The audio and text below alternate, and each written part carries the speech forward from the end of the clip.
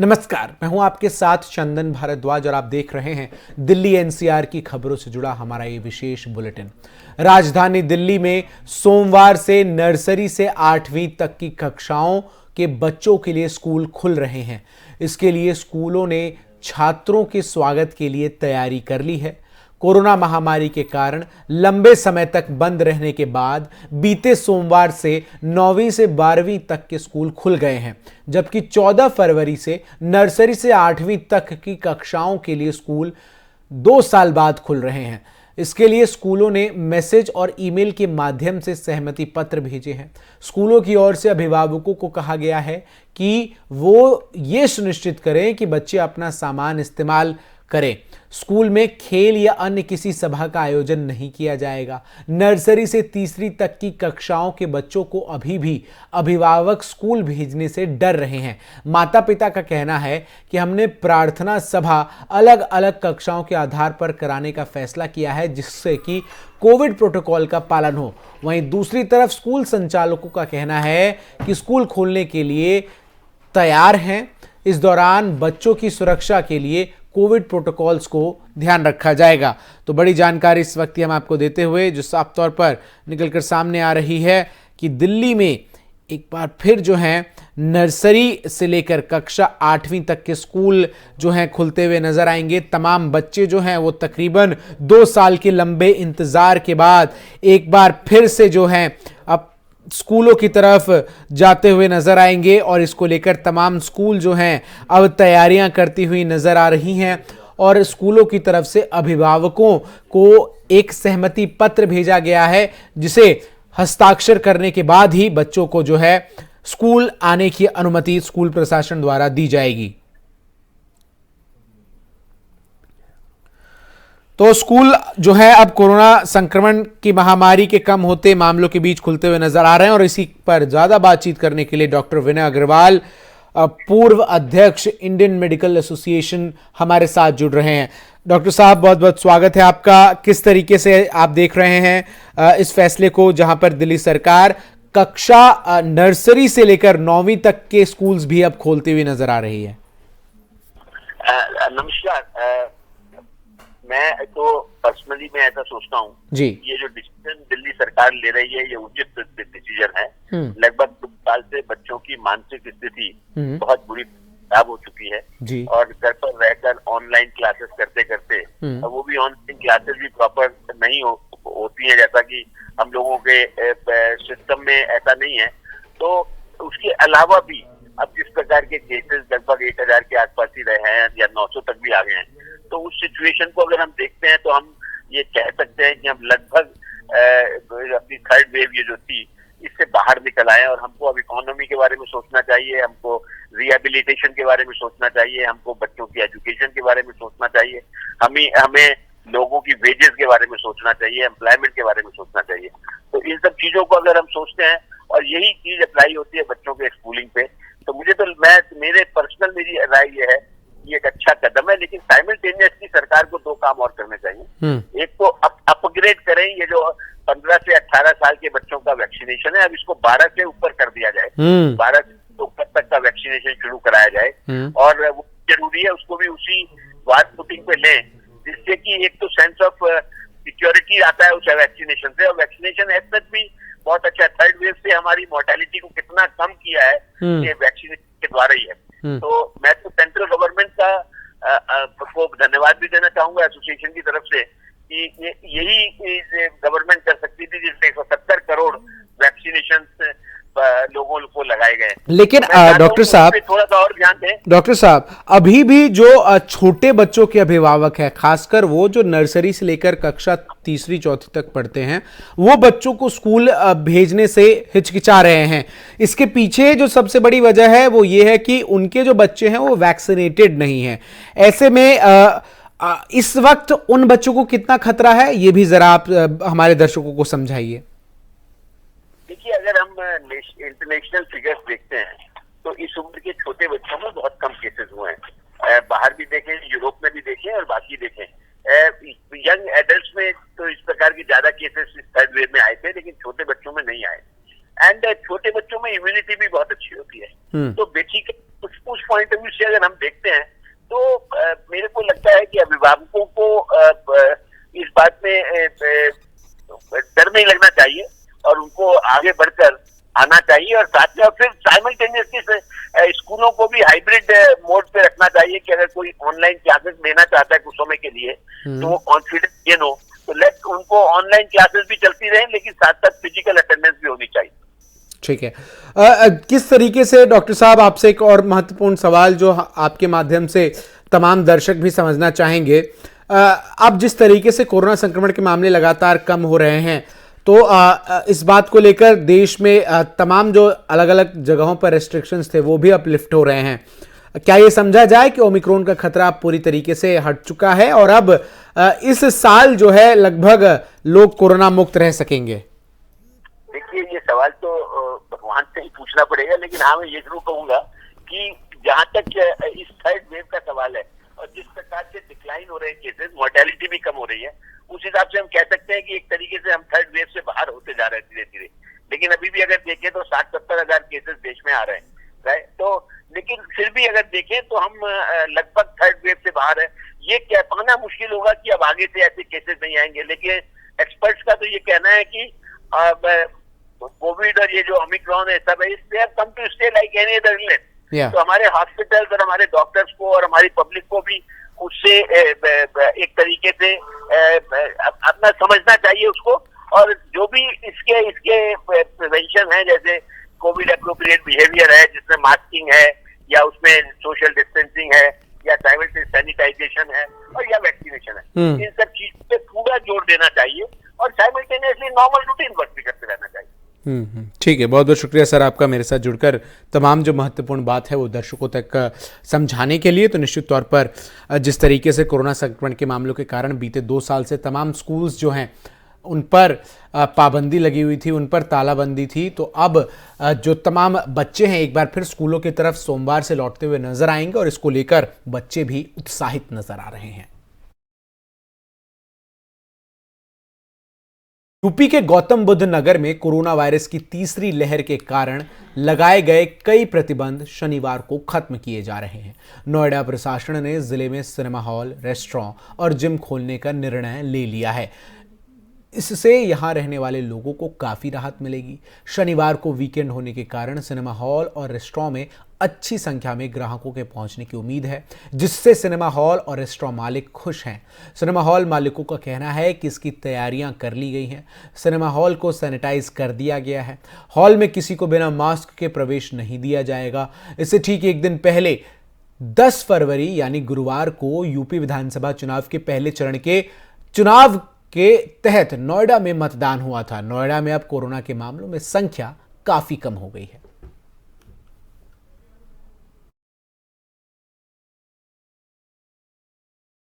Delhi NCR के लाखों लोगों की लाइफलाइन दिल्ली मेट्रो शनिवार सुबह से सामान्य रूप से रफ्तार भर रही है, लेकिन इससे पहले दिल्ली मेट्रो के सबसे पुराने मेट्रो कॉरिडोर रेड लाइन पर शुक्रवार शाम को OHE टूटने से यात्री परेशान हुए। इस दौरान करीब 2.5 घंटे तक दिल्ली मेट्रो का परिचालन प्रभावित रहा। इस दौरान पीतमपुरा से इंदरलोक के बीच 50 मिनट तक मेट्रो का परिचालन ठप रहा। इस वजह से शाम को व्यस्त समय में रिठाला से गाजियाबाद न्यू बस अड्डा के बीच आवागमन में यात्रियों को परेशानी का सामना करना पड़ा। कई स्टेशनों पर यात्रियों की भीड़ भी बढ़ गई।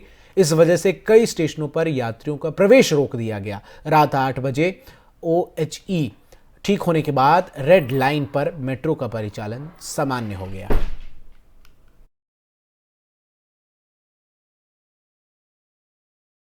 देश में जानलेवा कोरोना वायरस महामारी के मामले अब घट रहे हैं। देश में पिछले 24 घंटे में कोरोना वायरस के 50,407 नए केस सामने आए हैं और 804 लोगों की मौत हो गई है।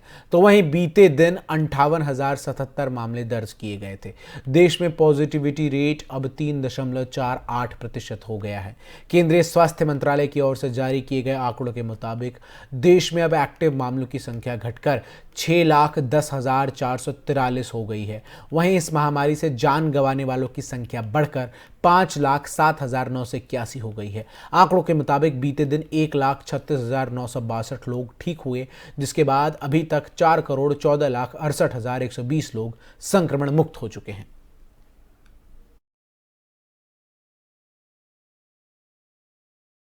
पिछले 24 घंटे में देश भर में 46 लाख से अधिक कोविड टीके लगाए गए हैं। इसके साथ ही कुल टीकाकरण 172.29 करोड़ से अधिक हो गया है।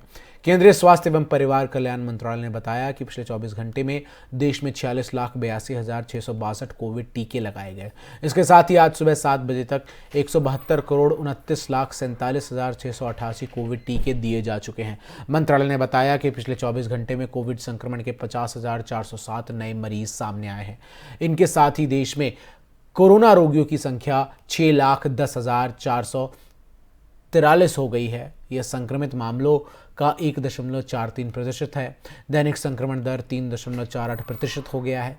मंत्रालय ने बताया कि इसी अवधि में 1,36,962 लोग कोविड से मुक्त हुए हैं। अभी तक कुल 4,14,68,120 लोग कोविड से उबर चुके हैं। स्वस्थ होने के दर 97.37% है। देश में पिछले 24 घंटे में 14,50,532 कोविड संक्रमण के नए मामले जो हैं वो उनका परीक्षण किया गया है। राजधानी दिल्ली में मौसम में बदलाव को लेकर हलचल कम हो गई है। यही वजह है कि सप्ताह के अंत तक मौसम में अधिक बदलाव की संभावना नहीं है। हालांकि अगले सप्ताह से अधिकतम और न्यूनतम तापमान में वृद्धि होने की वजह से सर्दी से राहत मिलेगी। स्काईमेट वेदर के मुताबिक आने वाले दिनों में एक के बाद एक लगातार 3 पश्चिमी विक्षोभ सक्रिय हो रहे हैं। इसका असर उत्तर भारत के मैदानी इलाकों में बारिश के रूप में देखने को नहीं मिलेगा। पहाड़ी इलाकों में बर्फबारी के आसार हैं। मौसम विभाग के मुताबिक अधिकतम तापमान सामान्य से 1 डिग्री कम 22.25 डिग्री सेल्सियस और न्यूनतम तापमान सामान्य से 2 डिग्री कम 8.2 डिग्री सेल्सियस रहा। हवा में नमी का स्तर 32 से 95% तक रिकॉर्ड किया गया। दिन भर धूप खिलने से धूप का आनंद लोगों ने लिया। राजधानी में मौसमी दशा के साथ देने की वजह से हवा की गुणवत्ता लगातार दूसरे दिन औसत श्रेणी में रही। सबसे साफ हवा 130 एयर क्वालिटी इंडेक्स के साथ ग्रेटर नोएडा का दर्ज किया गया। वायु गुणवत्ता की निगरानी करने वाली एजेंसियों का पूर्वानुमान है कि अगले 24 घंटे में भी वायु गुणवत्ता के बिगड़ने के आसार नहीं हैं। CPCB के मुताबिक दिल्ली का वायु गुणवत्ता सूचकांक 184 रहा। फरीदाबाद का 187, गाजियाबाद का 140, गुरुग्राम का 147 और नोएडा का 143।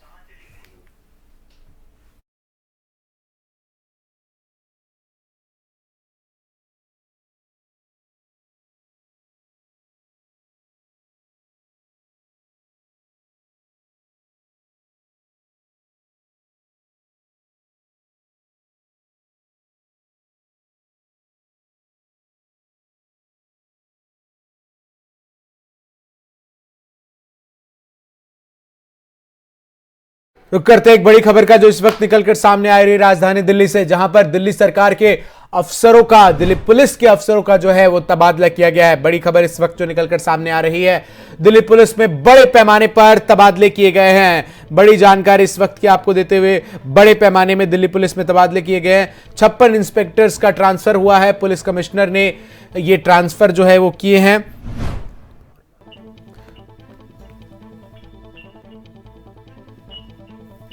बड़ी खबर इस वक्त की, दिल्ली पुलिस में बड़े पैमाने पर तबादले किए गए हैं, जिसमें 56 इंस्पेक्टरों का तबादला हुआ है। दिल्ली पुलिस कमिश्नर राकेश अस्थाना की तरफ से ये तमाम जो ट्रांसफर्स हैं ये की गई हैं। एलन राव मेरे साथ पूर्व DCP दिल्ली पुलिस के लगातार जुड़े हुए हैं। एलन राव जी, किस तरीके से इन तमाम ट्रांसफर्स को आप देख रहे हैं? क्या ये रूटीन ट्रांसफर है या फिर इसके पीछे जो दिल्ली पुलिस कमिश्नर है उन्होंने एक लंबी प्रक्रिया के बाद अफसरों का चयन कर ये ट्रांसफर किया होगा?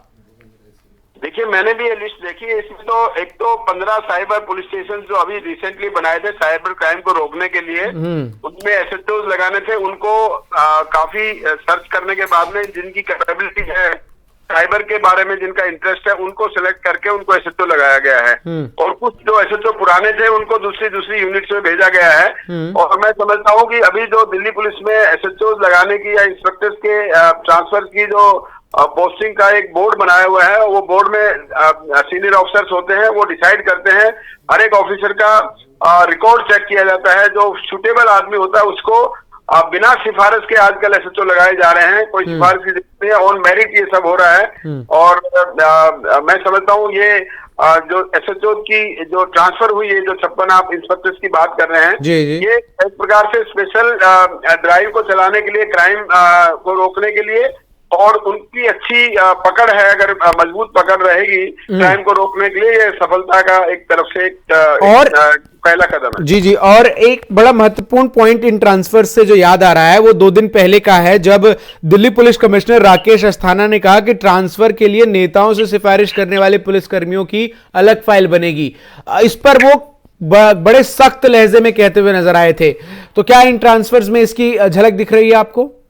बिल्कुल, कोई भी सिफारिश करने वाला, नॉट ओनली ट्रांसफर, उसके अलावा भी कोई और किसी प्रकार की कोई आउटसाइड सिफारिश करेंगे तो उसके लिए एक सर्कुलर बड़ा डिटेल में निकाला है अस्थाना जी ने कि किसी सिफारिश करेंगे उसकी रिकॉर्ड में एंट्री की जाएगी और उनके खिलाफ कार्रवाई, जो डिसिप्लिनरी एक्शन किया जाएगा। इसको इस प्रकार से देखा जाता है कि एक्स्ट्रा डिपार्टमेंटल प्रेशर्स, अगर एक्स्ट्रा डिपार्टमेंटल चैनल्स को यूज करेंगे ट्रांसफर पोस्टिंग, खासतौर से ट्रांसफर पोस्टिंग के लिए, उन ऑफिसर के खिलाफ कार्रवाई की जाएगी। और ये डाउन द लाइन नीचे तक उस सर्कुलर को पढ़ाया गया है, बताया गया है, और सभी को मालूम है कि कोई सिफारिश कराने की कोई जरूरत नहीं है।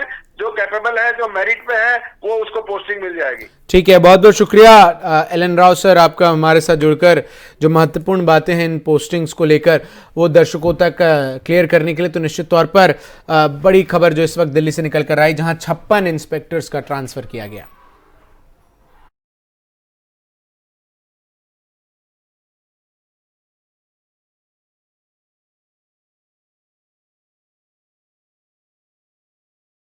अगली खबर का करते हैं। विदेश मंत्री एस जयशंकर ने अपने ऑस्ट्रेलियाई समकक्ष मॉरिस पॉयने के साथ भारत ऑस्ट्रेलिया के विदेश मंत्रियों के 12वें फ्रेमवर्क डायलॉग की सह अध्यक्षता की। इस बैठक के बाद एस जयशंकर ने कहा कि उन्होंने आतंकवाद और उग्रवाद के बारे में चिंताओं को एक दूसरे से साझा किया। सीमा पार आतंकवाद को लेकर भी दोनों देश गंभीर हैं। साथ ही उन्होंने चीन से सीमा विवाद को लेकर भी बड़ा बयान दिया। विदेश मंत्री एस जयशंकर ने ऑस्ट्रेलिया के सबसे बड़े युद्ध स्मारकों में से एक श्राइन ऑफ रिमेम्बरेंस का भी दौरा किया और शहीद सैनिकों की स्मृति को सम्मानित किया। तो वहीं जयशंकर ने कहा कि कोविड के इस बहुत कठिन दौर में भी दोनों देशों के बीच लगातार बहुत सी चर्चाएं हमारे संबंधों में आए बड़े परिवर्तन को दर्शाती है और वो ऑस्ट्रेलियाई सरकार द्वारा सीमाओं को खोलने के फैसले का स्वागत करते हैं, जिससे उन लोगों को मदद मिलेगी जो भारत में वापस आने का इंतजार कर रहे हैं, विशेष रूप से छात्रों और अस्थायी वीजा धारकों को। और इस कदम की उन्होंने सराहना की।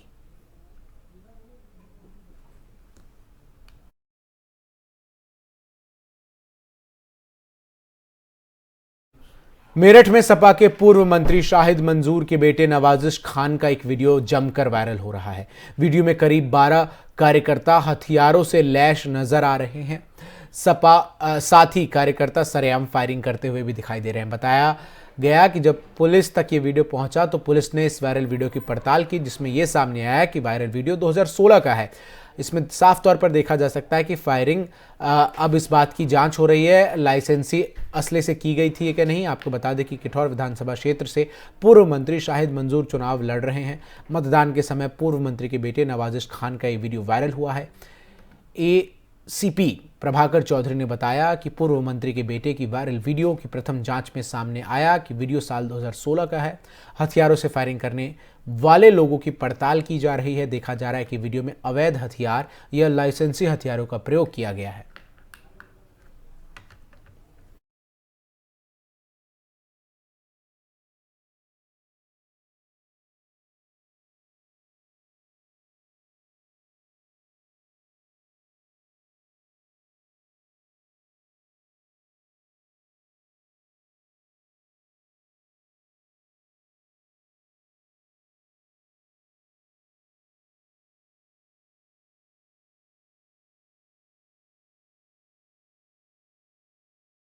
तो फिलहाल के लिए दिल्ली एनसीआर में बस इतना ही। खबरों का सिलसिला एफएम न्यूज पर लगातार जारी है।